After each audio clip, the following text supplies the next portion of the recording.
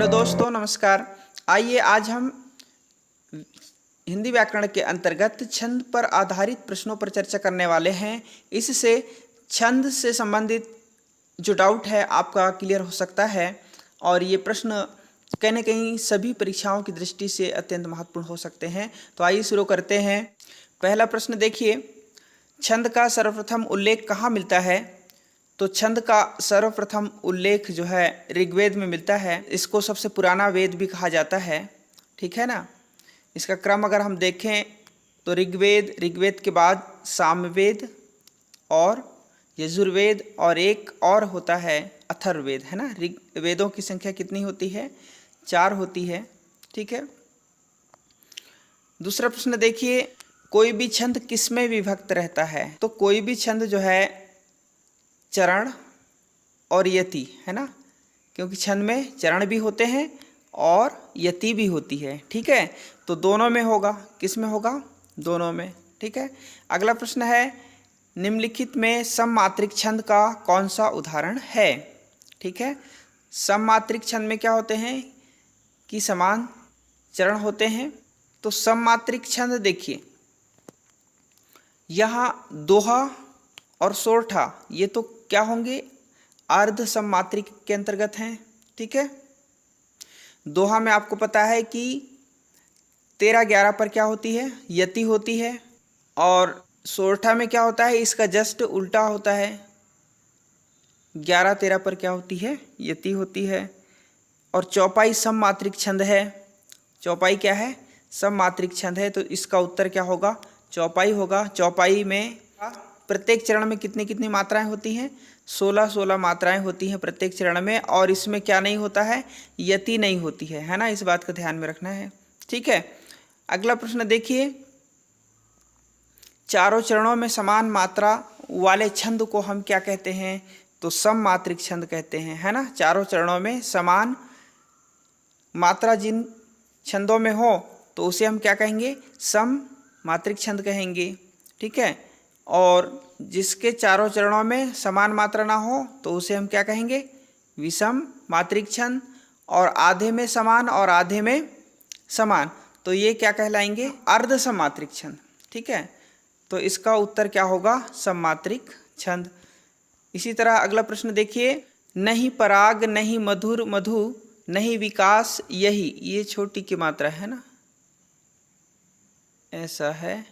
यही काल अली कली ही 100 बंधियो आगे कौन हवाल, है ना। प्रस्तुत पंक्तियों में कौन सा छंद है?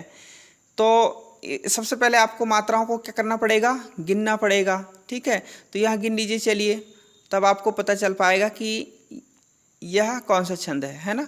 तो देखिए 1 2, है ना, 3 ये गुरु है तो 2, 1 लघु लघु, ठीक है, लघु लघु लघु लघु लघु, है ना। यहाँ से गिनिए कितने मात्राएं होती हैं? 1 2 3 4 5 6 7 8 9 10 11 12 13, है ना। इसमें कितने हैं? 13 हैं। कितने हैं? 13 हैं। मतलब ऊपर में 13 है तो यहाँ पर भी कितनी हो सकती हैं? 13 हो सकती हैं। इसको गिनिए, 1 2 3 ये 4 5 6 और ये 7 8 9 10 और ये 11, है ना। तो देखिए 13-11 किस में होते हैं? दोहा में होते हैं। किस में होते हैं? दोहा में, है ना। 13-11 पर क्या होती है? यति होती है, ठीक है। 24 मात्राएं दोहा में होते हैं। चौपाई में कितने होते हैं? 16-16, है ना। और बरवय में कितने होते हैं? 12-7, है ना। 12-7 पर यति होती है। 19 बरवय की कुल मात्रा कितनी होती है? 19 होती है। और 56 रोला प्लस किससे मिलकर बनता है? उल्लाला, है ना। रोला प्लस उल्लाला से मिलकर क्या बनता है? 56 बनता है। इस प्रकार से आपको ध्यान में रखना है। तो इसका उत्तर क्या होगा? दोहा, है ना। अगला प्रश्न देखिए, शिल्पगत आधार पर दोहे से उल्टा छंद है तो दोहे का उल्टा क्या होगा? सोरठा, ठीक है। अगला प्रश्न देखिए, सुन सिय सत्य असीम, हमारी पूजे ही मन कामना तुम्हारी। प्रस्तुत पंक्तियों में कौन सा छंद है? तो यहाँ पर भी हमें मात्राओं को गिनना पड़ेगा, ठीक है। तो गिन लीजिए।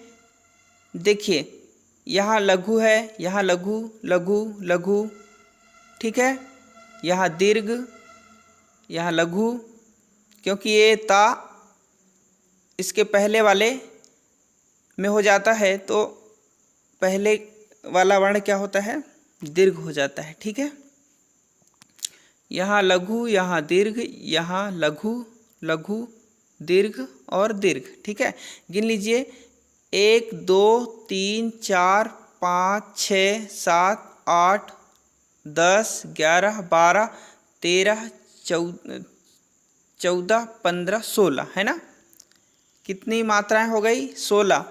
तो ऊपर में 16 है तो नीचे में भी क्या होंगी? 16 होंगी, क्योंकि इसमें यति नहीं है, है ना। तो यह क्या होगा? चौपाई। जिसमें यति ना हो तो वह किस छंद के अंतर्गत होता है? चौपाई।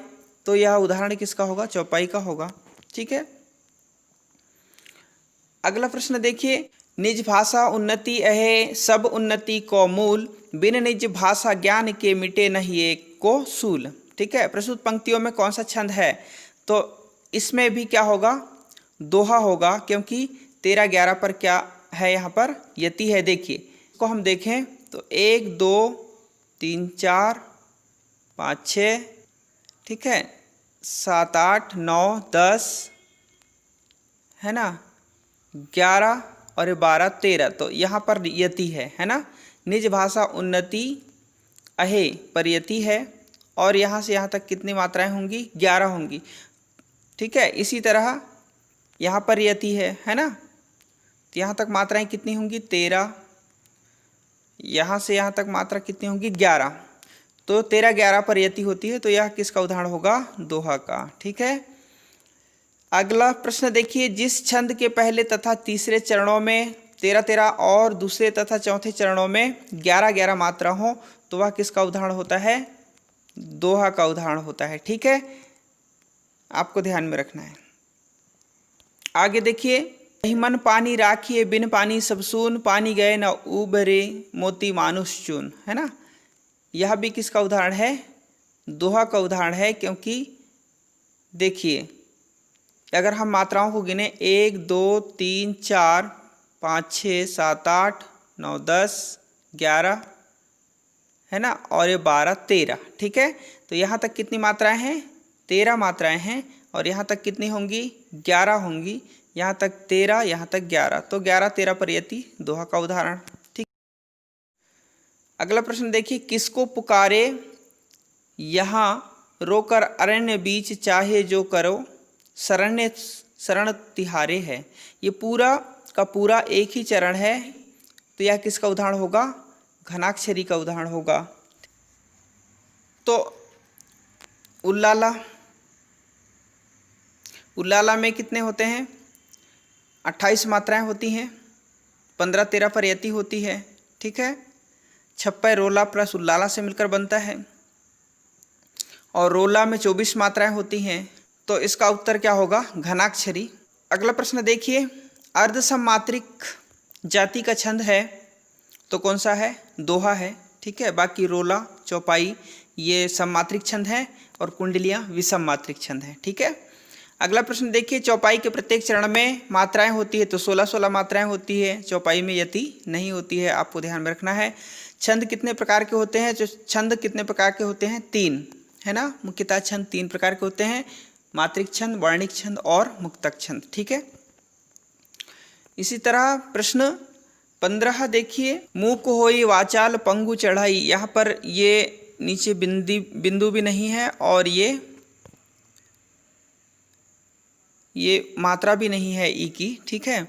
गिरिवर गहन, जसु कृपा सुदयाल द्रवहु सकल कलिमल दहन। प्रस्तुत पंक्तियों में कौन सा छंद है?